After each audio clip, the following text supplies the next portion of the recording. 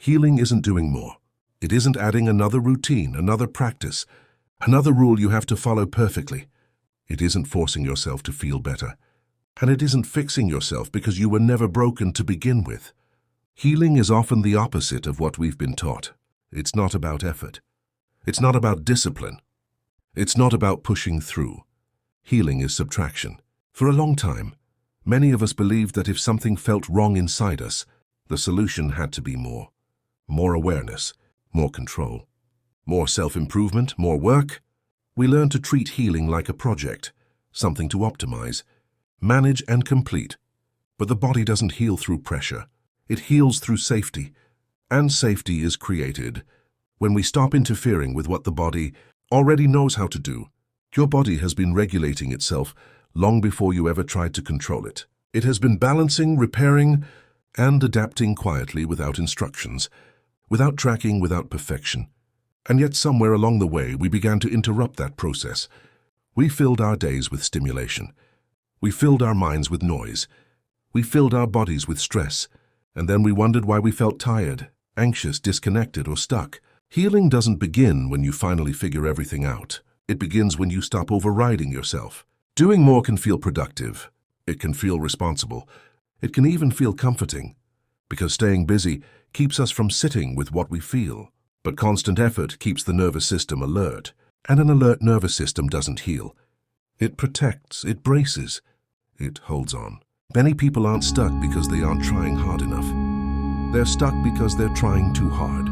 When the body senses pressure, it prepares for survival. When it senses safety, it allows repair. This is why healing often feels slow at first, because slowing down feels unfamiliar. It can even feel uncomfortable. Stillness can feel threatening when your system has been used to constant motion. Silence can feel loud when your mind has been trained to stay busy. But that discomfort doesn't mean something is wrong. It means your body is finally noticing the absence of noise. Doing less doesn't mean doing nothing. It means doing what matters and letting go of what doesn't. It means less forcing emotions to change, less judging symptoms, less analyzing every sensation, less asking, "What's wrong with me?" and more asking, "What is my body asking for right now?" The body communicates quietly. It doesn't shout at first. It whispers through tension, fatigue, heaviness, restlessness, or emotional sensitivity. These aren't failures. They're signals. And signals don't need to be fixed. They need to be listened to. We've been taught to override these signals, to drink more coffee instead of resting, to distract instead of feeling, to push through instead of pausing. But the body keeps score. And when signals are ignored long enough, they become louder, not to punish you, but to protect you. Healing begins when you stop treating symptoms like enemies. Rest is not laziness. Rest is regulation. Stillness is not avoidance. Stillness is information. When you slow down, your body doesn't stop working. It works better. Your heart rate adjusts. Your breath deepens. Your muscles soften. Your digestion improves. Your nervous system shifts out of alert mode. None of this happens because you forced it. It happens because you stopped interrupting it. Doing less can feel scary in a world that rewards constant output. We're surrounded by messages that tell us we should always be improving, always progressing, always becoming something more. But healing isn't about becoming someone else. It's about returning to who you were before the noise took over. You don't heal by becoming more disciplined. You heal by becoming more honest. Honest about your limits. Honest about your energy. Honest about what drains you and what restores you. The body doesn't need you to perform wellness. It needs you to create space. This might look like fewer obligations, fewer late nights, fewer screens, fewer conversations that leave you tense, fewer expectations placed on yourself, and more moments of pause, more breathing without a goal, more listening without fixing, more presence without pressure. Healing isn't linear. It doesn't move in straight lines or neat timelines. Some days you'll feel lighter. Some days you'll feel heavy again. That doesn't mean you're going backwards. It means your body is processing. When you stop forcing outcomes, the body finds its rhythm again. You don't need to control every thought. You don't need to regulate every emotion. You don't need to understand everything that's happening inside you. Your body already understands. It knows when it's safe. It knows when it's overloaded. It knows when it needs rest, connection, or stillness. Healing happens when you trust that intelligence instead of fighting it. Doing less also means letting go of the idea that you must always be on. You don't need to be productive every day. You don't need to feel motivated all the time. You don't need to explain your need for rest. Your worth is not measured by output. Your nervous system doesn't care how efficient you are. It cares whether you feel safe. Safety is the foundation of healing, and safety isn't created through effort. It's created through consistency, gentleness, and space. Small moments matter. A few deep breaths, a quiet walk, a meal eaten slowly, a moment of silence before reacting. These aren't insignificant. They're signals to the body that it no longer has to stay on guard. Healing doesn't require dramatic changes. It requires subtle ones, repeated over time. You don't need to escape your life to heal. You need to soften within it. And if slowing down brings emotions to the surface, that's not a setback. That's your body finally feeling safe enough to release what it's been holding. Tears are not weakness. Fatigue is not failure. Needing rest is not a flaw. These are signs that your system is responding. The more you stop forcing, the more the body recalibrates. You don't heal by pushing your way through pain. You heal by letting the pain move through you, at its own pace. Doing less is not giving up. It's choosing a different kind of strength. A quieter strength, a steadier strength, one that doesn't rely on constant effort. And maybe that's the hardest part. Trusting that you don't have to try so hard anymore. You don't need to earn rest. You don't need permission to slow down. You don't need to be better before you're allowed peace. Healing isn't something you achieve. It's something you allow. So if you've been feeling stuck, exhausted, or overwhelmed, consider this. Maybe the answer isn't another strategy. Maybe it's space. Maybe it's less. Maybe it's stepping back instead of pushing forward. Your body has been waiting for that pause. And if this message resonates, let it be simple. Don't turn it into another task. Don't turn it into something you need to master. Just notice where you can soften. Notice where you can stop forcing. Notice where you can let go. That's where healing begins. And if this feels unfamiliar, that's okay. If it feels uncomfortable, that's okay. You're not doing it wrong. You're learning to trust again.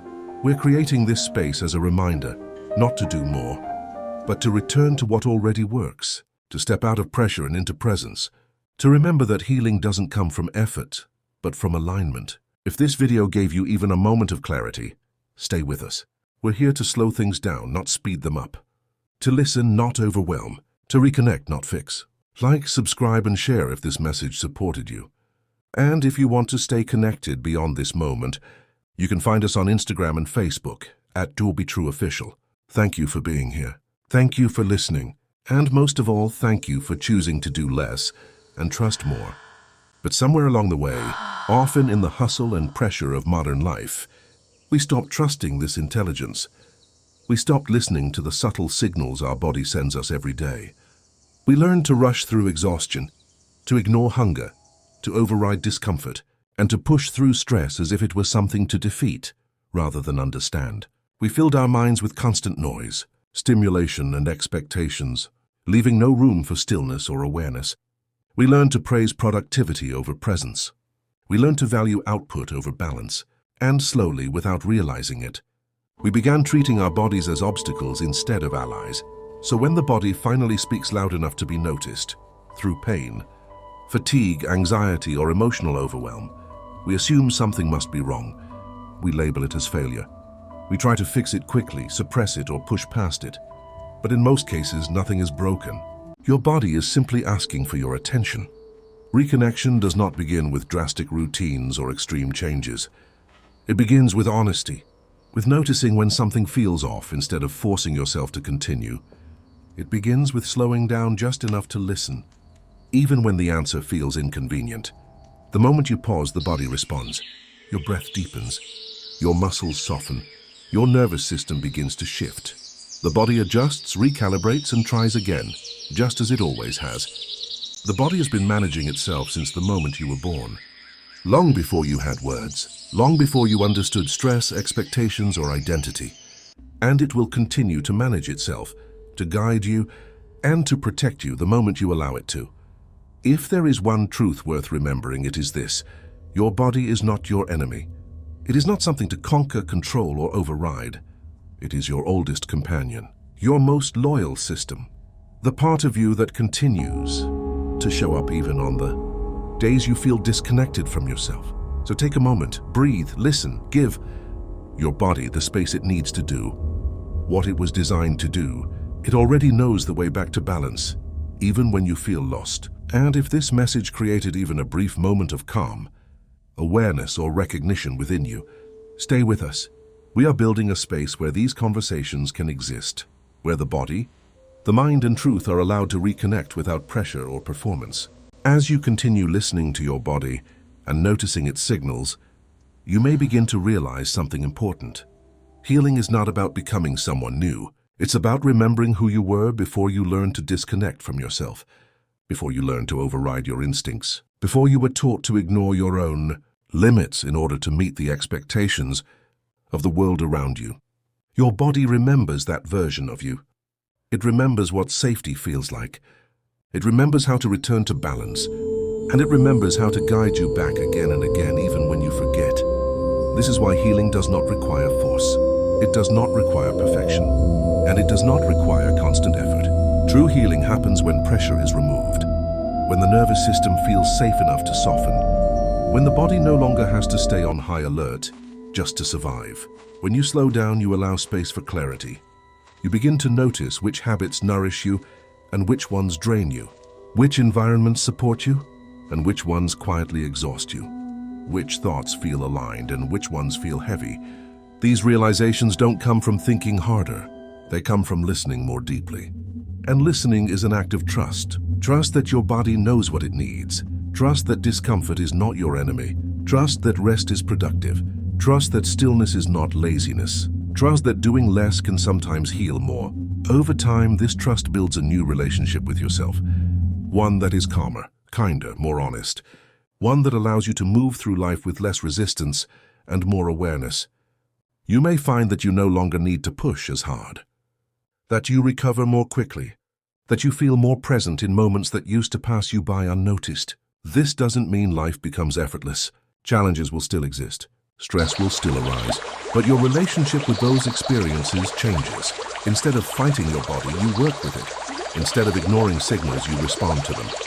And instead of treating yourself like a system that needs fixing, you treat yourself like a system that needs care. And that shift changes everything. That be true, this is what we believe in. Not quick fixes, not constant optimization, but reconnection, awareness, and the quiet power of returning to yourself. Sometimes the most important change isn't something you add to your life. It's something you remove. We've been taught that healing means effort, that it means discipline, routines, and constant improvement. But the body doesn't heal through pressure. It heals through permission. When you slow down, even briefly, the body notices. Your breath deepens. Your muscles soften. Your nervous system stops bracing for what might happen next.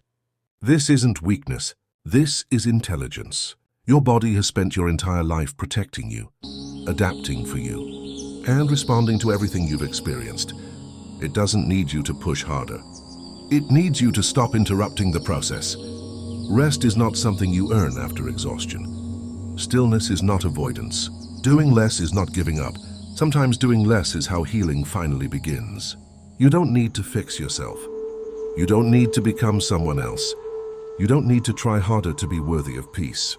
You only need to listen, to pause, to allow space. Your body already knows how to return to balance. The moment you stop forcing, it begins.